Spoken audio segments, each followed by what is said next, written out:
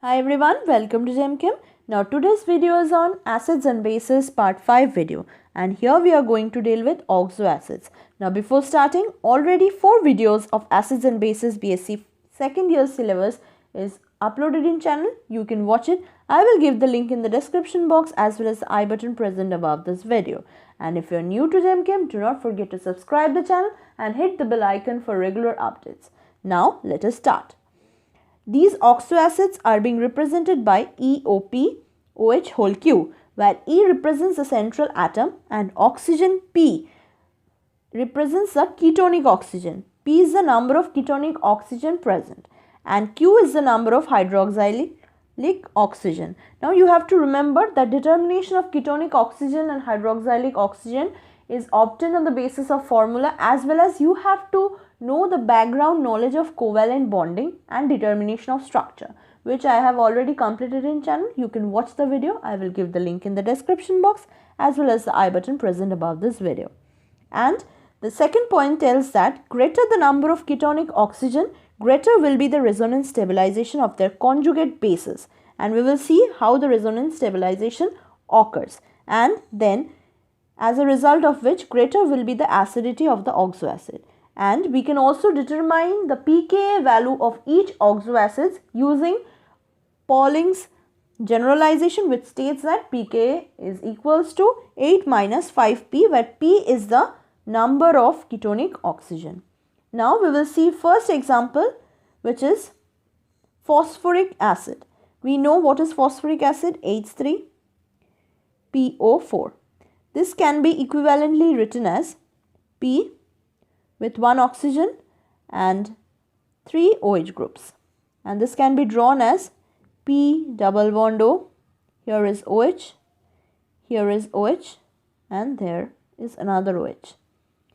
If you consider for sulfuric acid, this is also an oxoacid, and here we can write it as sulfur with 2 oxygens and 2 hydroxyl group, and its structure will look like this, with 2 double bond oxygen and other 2 is occupied by OH group. Now if we try to determine the pKa value of these two, then for this first one pKa for phosphoric acid will be 8 minus 5p. So here p is 1. So we can write it as 8 minus 5 comes to be as plus 3. If we go for sulfuric acid, then pKa will be equal to 8 minus 5 into 2, because there is 2 ketonic oxygen. So we will arrive at a value of minus 2.0. So its acidity also greater because it is coming in minus.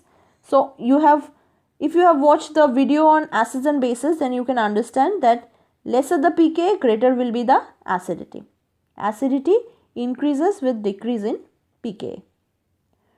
Now if we consider other examples, like if we take HClO4, then this can be written as like this: Cl with oxygen, which is 3 in number, and OH, which is 1 in number.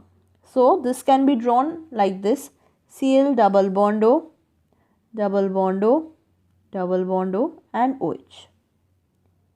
And if you try to get the value of pKa, then pKa is equals to 8 minus 5 into 3, and this value is minus 7.0. Similarly, for HClO3, the structure will be like this: ClO2OH, and one position is now occupied by lone pair, that is like this: double bond O, and OH.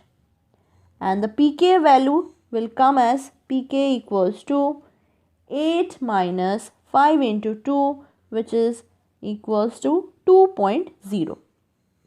If we go for other examples like HClO4, ClO2, this can be written as ClOH1 and oxygen also 1. And this can be drawn like this, one lone pair present here, another here, and the other two positions are occupied by double bond oxygen and OH. And here our pK comes to be as pK equals to 8 minus 5, which is near about 3.0. Next, if we consider for HOCl, then here the structure has only one OH, that is, it is having Cl and OH, no ketonic oxygen. So it will look like this with one bond, right? So here pKa is important to understand. Here pKa comes to be as 8 minus 5 into 0 equals to 8. Now we are going to see, using Pauling's generalization, we have to calculate pKa of HPO4 2-. This thing is actually not a oxo acid, not oxo acid. So how to do this? General discussion on this is like this. If you take phosphoric acid, and since this is an oxo acid, from here we can get the value of phosphoric acid, right? And we can consider that as pK1. Similarly, H2PO4 dissociated, then we can get the value of pKa2 from here.